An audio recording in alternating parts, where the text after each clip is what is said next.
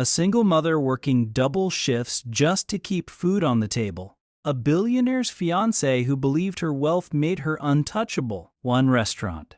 One moment. One slap that changed everything. This is the true story of the night. A quiet woman found her voice and reminded an entire room what dignity really means. Stay close, because what happened next will leave you speechless. The Golden Terrace wasn't just any restaurant. Located in the heart of Manhattan's Upper East Side, it was where New York's elite came to see and be seen. Crystal chandeliers worth more than most people's homes, wine lists that read like poetry, tables booked months in advance. For the staff who worked there, it was a careful dance of perfection and silence. One mistake could cost you everything. And on a cold February evening in 2024, that's exactly what happened. But not in the way anyone expected. This isn't a story about revenge or justice served cold. This is about something far more powerful. It's about the moment when a woman who had lost everything, who had been broken down by life again and again, decided she had nothing left to lose. And sometimes, that's when we find our greatest strength. Her name was Sarah Mitchell, and if you passed her on the street, you probably wouldn't look twice. 34 years old, tired eyes that still managed to smile, hair always pulled back in a practical ponytail. She worked as a waitress at the Golden Terrace, had been there for 8 months. Before that, she'd been a graphic designer with her own small business. A life that felt like it belonged to someone else now. 3 years ago, Sarah's husband David died in a car accident on his way home from work.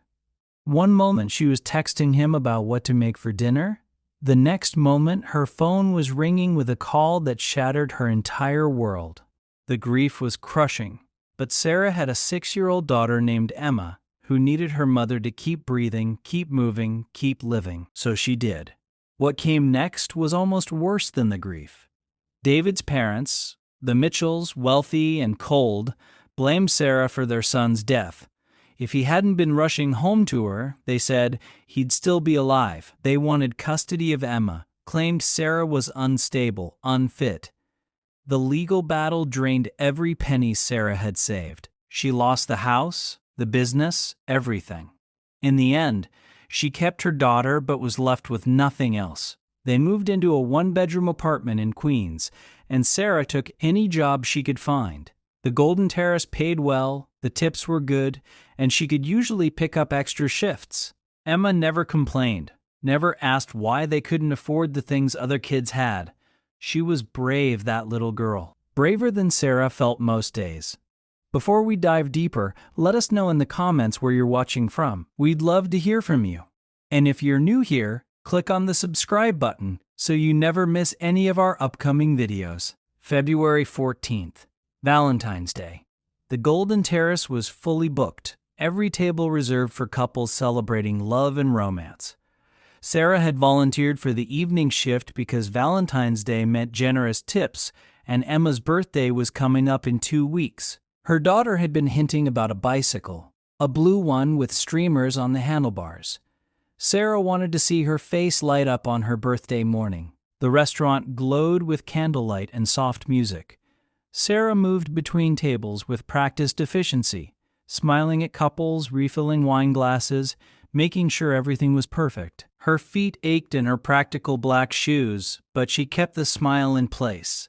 Table 7 was particularly demanding tonight. A couple in their 60s who sent back their appetizers twice and complained about the temperature of the room. Sarah handled it with grace, apologized with sincerity she didn't feel, made sure they were satisfied. That's when she arrived. Victoria Blackwood. Even her name sounded like money. She walked into the Golden Terrace like she owned it, and in a way, she did. Her fiancé, Marcus Chen, was one of the restaurant's primary investors, a tech billionaire who'd made his fortune before he turned 30. Victoria was 28, tall and striking with the kind of beauty that came from expensive maintenance. Her dress probably cost more than Sarah made in 3 months.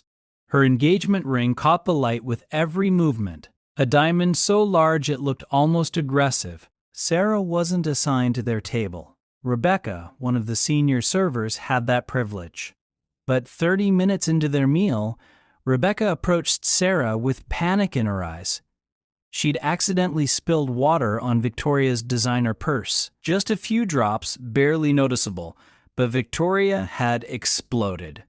Called Rebecca incompetent, demanded she be fired immediately. Marcus had calmed his fiancée down, assured her the purse was fine, but the damage was done.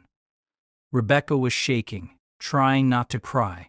The manager, Gerald, made a decision. Rebecca would take a break, and Sarah would finish serving table 12. Sarah approached with caution, keeping her expression neutral and professional. She refilled their wine glasses without being asked, checked that their meals were satisfactory, then retreated. For a few minutes, everything seemed fine. Then Victoria's steak arrived. She cut into it, took one bite, and her face transformed into disgust. She didn't call Sarah over. She didn't raise her hand politely. She snapped her fingers. Literally snapped them like Sarah was a dog. Sarah turned, saw the gesture, felt something cold settle in her stomach. But she walked over with her professional smile intact. "Is everything all right with your meal?" Victoria looked at her like she was something stuck to her shoe. "Does this look medium rare to you?" Sarah glanced at the steak. It looked perfectly cooked, exactly as ordered. "I apologize if it's not to your liking. I can have the kitchen prepare another one right away." "I don't want another one. I want competent service. Is that too much to ask in an establishment like this?" Sarah felt the eyes of nearby tables turning toward them. Her face grew warm, but she kept her voice steady. "I sincerely apologize. Let me get the manager and we'll make this right." "Of course you will. That's what people like you do, isn't it? Apologize and grovel." The words hit like a slap. Sarah stood there, trying to process what she'd just heard. "People like you." Victoria wasn't finished. She'd pushed her plate away with such force that wine glasses shook. "You know what your problem is? You people think showing up and doing the bare minimum entitles you to anything. You walk around with your tired faces and your victim mentality, expecting the world to feel sorry for you." Something in Sarah's chest tightened. She thought about Emma, about the electricity bill that was overdue, about the way her daughter never complained, even though Sarah knew she heard the other kids at school talking about their big houses and their vacations. She thought about David, about standing at his grave and promising him she'd take care of their daughter no matter what. "I'll get the manager," Sarah repeated, her voice quieter now. She turned to leave, but Victoria wasn't done. "Look at me when I'm talking to you." Sarah stopped, turned back. Their eyes met, and in Victoria's gaze, Sarah saw something she recognized. Not anger, not even disgust, emptiness. This woman was empty inside, and she filled that emptiness by crushing others beneath her expensive heels. What happened next took 3 seconds but felt like it occurred in slow motion. Victoria stood up, her chair scraping against the floor. She took 2 steps toward Sarah, and then, in front of everyone, she slapped her across the face. The sound echoed through the restaurant like a gunshot. Conversation stopped mid-sentence. Silverware froze halfway to mouths. Even the soft background music seemed to pause. Sarah's cheek burned. Her eyes watered, but not from pain, from the sheer humiliation of it. She was back in the courtroom, listening to her in-laws call her worthless. She was back in that moment when the bank took her house. She was back to every time someone had made her feel small, invisible, less than human. But then something else emerged. A memory. Emma, just last week, coming home from school upset because a boy had pushed her on the playground. Sarah had knelt down, held her daughter's face gently, and said, "You are kind and you are strong, and you never let anyone make you feel like you're not enough. Do you understand me?" Emma had nodded, wiped her tears, and asked, "But what if they're bigger than me, Mommy?" Sarah had smiled and said, "Size doesn't matter, sweetheart. What matters is that you know your worth. and you never ever let anyone steal that from you. Standing there in the golden terrace, her cheeks still stinging, Sarah realized she'd been letting people steal her worth for 3 years. She'd been so focused on surviving that she'd forgotten how to stand. Victoria was already turning away, satisfied, returning to her seat like she'd just swatted a mosquito. Gerald was rushing over, ready to escort Sarah away, to apologize to Victoria, to make this whole ugly scene disappear. But Sarah didn't move. Her hand, which had been trembling moments before, grew steady. Her breathing, which had been quick and shallow, slowed down, and she made a choice. No. The word came out quiet but clear. Victoria stopped, turned. "Excuse me?" "I said no." Sarah's voice was stronger now. "You don't get to do that. You don't get to hit someone and just walk away like it doesn't matter." The restaurant was dead silent now. Every eye was on them. Marcus had half risen from his seat, looking between his fiancée and Sarah with confusion. Gerald was frozen, unsure how to handle this deviation from protocol. Victoria's face flushed with anger. "Do you have any idea who I am?" "I know exactly who you are," Sarah said, and she was surprised by how calm she felt. "You're someone who thinks money gives you permission to treat people like they're nothing. You're someone who's so empty inside that the only way you can feel powerful is by humiliating others. How dare you speak to me like that? How dare you hit me?" Sarah stepped closer, not aggressive, but firm. "I'm a person.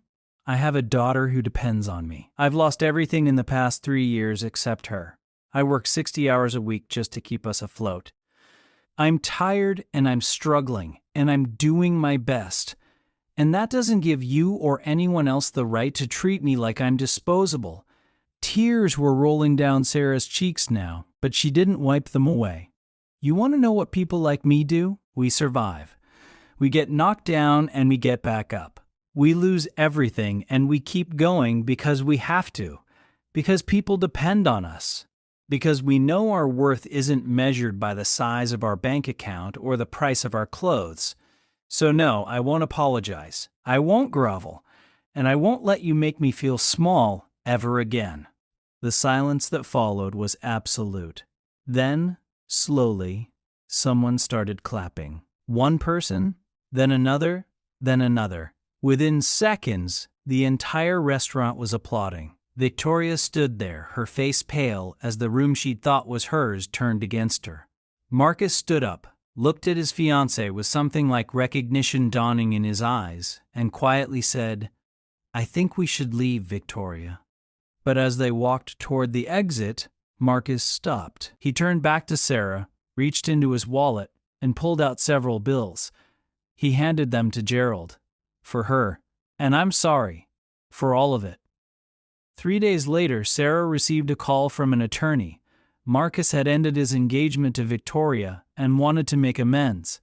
He offered Sarah a position managing community outreach for one of his charitable foundations, full benefits, salary that would let her and Emma live comfortably. Sarah accepted, not because a wealthy man had saved her, but because she'd saved herself first.